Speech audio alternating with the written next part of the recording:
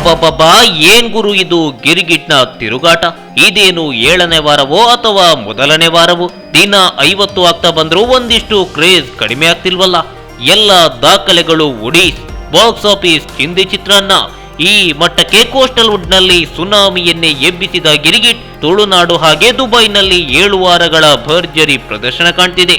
Weekend ಆದ್ರಂತೂ ಈಗಲೂ ಚಿತ್ರಮಂದಿರದ ಮುಂದೆ house full ಬೋರ್ಡ್ಗಳು ರಾರಾಜಿಸುತ್ತೆ.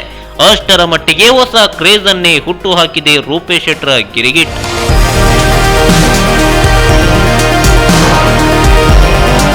ದುಬೈನ ವಿಚಾರಕ್ಕೆ ಬರೋದಾದ್ರೆ ತುಳುನಾಡು ಹಾಗೆ ದುಬೈನಲ್ಲಿ ಏಕಕಾಲಕ್ಕೆ ತೆರೆ ಕಂಡ ಗಿರ್ಗಿಟ್ ಈಗಲೂ ತುಳುನಾಡಿನಂತೆ ಅಲ್ಲೂ ಕೂಡ ಹವಾ ಕ್ರಿಯೇಟ್ ಮಾಡ್ತಿದೆ. ಬೆರಳೆಣಿಕೆಯ ದಿನಗಳು ಕಳೆದ್ರೆ ಮೊಟ್ಟ ಮೊದಲ ಬಾರಿಗೆ ಅರಬ್ ರಾಷ್ಟ್ರದಲ್ಲಿ 50ನೇ ದಿನ ಪೂರೈಸಿದ ತುಳು ಚಿತ್ರ ಅನ್ನೋ ಹೆಗ್ಗಳಿಕೆಗೆ ಗಿರ್ಗಿಟ್ ಪಾತ್ರವಾಗಲಿದೆ.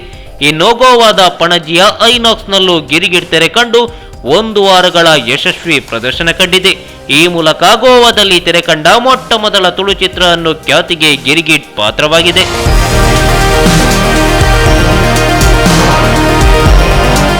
ಮೊಟ್ಟ ಮೊದಲ ಬಾರಿಗೆ ಬೆಂಗಳೂರಿನಲ್ಲಿ 25 ದಿನಗಳ ಪ್ರದರ್ಶನ ಕಂಡ ಏಕೈಕ ತುಳು ಚಿತ್ರ ಅನ್ನೋ ಹೆಗ್ಗಳಿಕೆಗೆ ಪಾತ್ರವಾದ ಗಿರ್ಗಿಟ್ ಇದೀಗ 5ನೇ ವಾರಗಳ ಭರ್ಜರಿ ಪ್ರದರ್ಶನ ಕಾಣ್ತಿದೆ.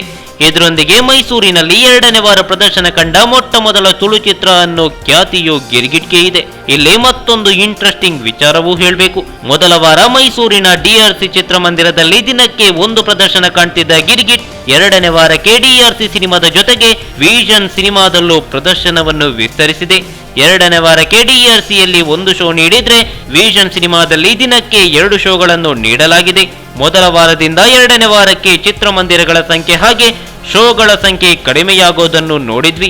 ಆದರೆ ಗಿರ್ಗಿಟ್ನ ವಿಚಾರದಲ್ಲಿ ಇದು ಉಲ್ಟಾಗಿದೆ. ವಾರದಿಂದ ವಾರಕ್ಕೆ ಚಿತ್ರಮಂದಿರಗಳ ಸಂಖ್ಯೆ ಏರಿಕೆಯಾದ್ರೆ ದಿನದಿಂದ ದಿನಕ್ಕೆ ಶೋಗಳ ಸಂಖ್ಯೆ ಹೆಚ್ಚಾಗ್ತಾ ಇದೆ. ಇದು ಬರೀ ತುಳುನಾಡಿನಲ್ಲಿ ಮಾತ್ರವಲ್ಲ, ಅರಬ್ ರಾಷ್ಟ್ರ ಸೇರಿದಂತೆ ಬೆಂಗಳೂರು ಮೈಸೂರಿನಲ್ಲೂ ಗಿರ್ಗಿಟ್ಟನ್ನು ಪ್ರೇಕ್ಷಕರು ಅಪ್ಪಿಕೊಂಡು ಮುದ್ದಾಡ್ತಿದ್ದಾರೆ. ಏನೇ ಇರಲಿ, ಕ್ರೇಜ್ ಮೇಲೆ ಕ್ರೇಜ್, ದಾಖಲೆ ಮೇಲೆ ದಾಖಲೆ ಬರಿತಾ ಇರೋ ಕೋಸ್ಟಲ್ ವುಡ್ ನ ಹೆಮ್ಮೆಯ ಗಿರ್ಗಿಟ್ ಚಿತ್ರಕ್ಕೆ ನಮ್ದೊಂದು ಆಲ್ ದ ಬೆಸ್ಟ್.